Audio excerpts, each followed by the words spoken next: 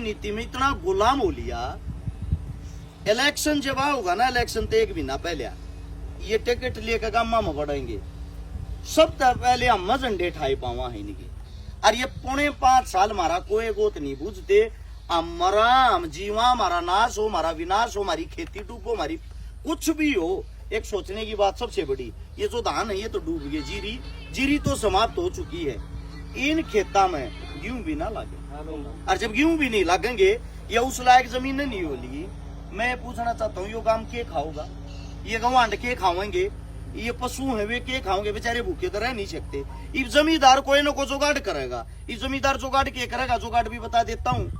जो फसल समाप्त होगी है, हजारों गांव हैं हरियाणा के जो इस चीज की चपेट मारे हैं, वे हजारों गांव जब समाप्त हो जाएंगे, 7,500 गांव टोटल है। घने गांव इसे जिनमें खेती अच्छे लेवल की होती नहीं, घने गांव इसे हैं जिनमें रेतीली जमीन है। अब बात यह आती है, जिस गेहूं का आज रेट 2,000 रुपये होगा, वो गेहूं जब हम मंडिया में देने जाएंगे, वाह सरकार मारे पे 2,000 की बालेगी। जब यह फसल उठ को उड़ चली जाएगी ना, मारे तो उल्टी जमीन में रहेगी, किल्लत हो रही है, जमींदार ना चाहिएगी। हो सकता हमारे तो उल्टी 3,000 रुपया बेचेगी, 1,000 का मुनाफा कमाऊंगे। तो कहने का तात्पर्य ये है, आने वाला समय बड़ा भयंकर है। गारंटी देता हूँ, एक भी घर ऐसा नहीं होगा जिसकी 4 दीवारी नहीं हिल रही होंगी। 60%, 70% घर ऐसे हो जाएंगे कि गांव में जब पानी सूख जाएगा, पानी सूखते उनके ओटड़िया में दरार आऊंगी, किसी का पड़ेगा, किसी की छात पड़ेगी, किसी का राम भरोसे खड़ा रहेगा। तो यो एक नुकसान है, बड़ा भयंकर नुकसान, बड़ा भारी नुकसान है।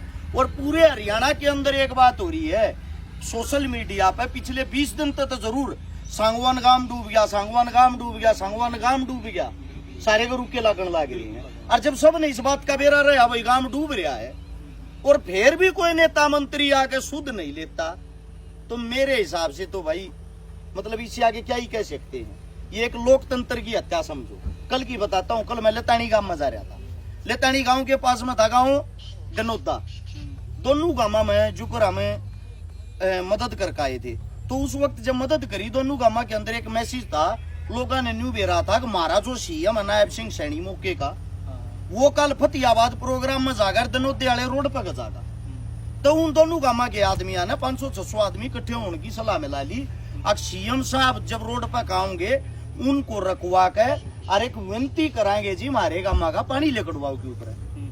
उनकी बात गलत तो नहीं थी। इब गांव गए सीआईडी हो आकर सीएम जड़ेगा जागा उड़ेगी, सीआईडी चलती रहा आकर।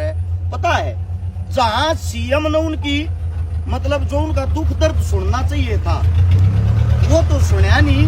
सीआईडी से पता लगा जी कल जब आप आओगे, आप तो गांव के आदमी मिलेंगे, 500-600 तैयारी कर रही है। सीएम साहब ने अपना रास्ता ही रास्ता बदल कर डायरेक्ट फतेहाबाद पहुंच गए दूसरे रास्ते पर। अब मैं आपसे पूछना चाहता हूँ, जिस वक्त वोट का समय आता है, उस वक्त ये जो काम है उन तक क्या ये रास्ता बदल के चले जाएंगे? भाई थारी वोट हमने ना चाहती तुम बेशक मरो।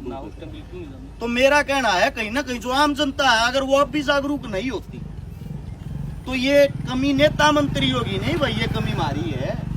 राजा हरियाणा का, संपूर्ण हरियाणा का एक विधायक 90 हैं, किसी भी पार्टी के हो, चाहे निर्दलीय हो या को कांग्रेस का हो, बीजेपी का हो, चौटाला का हो, 90 विधायक होते हुए छोटे छोटे हल्के हैं, ज्यादा बड़ा लंबा चौड़ा हरियाणा नहीं है। राजस्थान का जितना जैसलमेर है ना, एक जिला जैसलमेर, इतना हमारा हरियाणा है। और उस हरियाणा को भी नहीं ये बचा पाते, संभाल पाते, तो लानत है ऐसी राजनीति पे। इसका मतलब ये अपना पेट पालने के लिए, अपना घर भरने के लिए राजनीति करते हैं, हमारे को और हरियाणा को संभालने के लिए।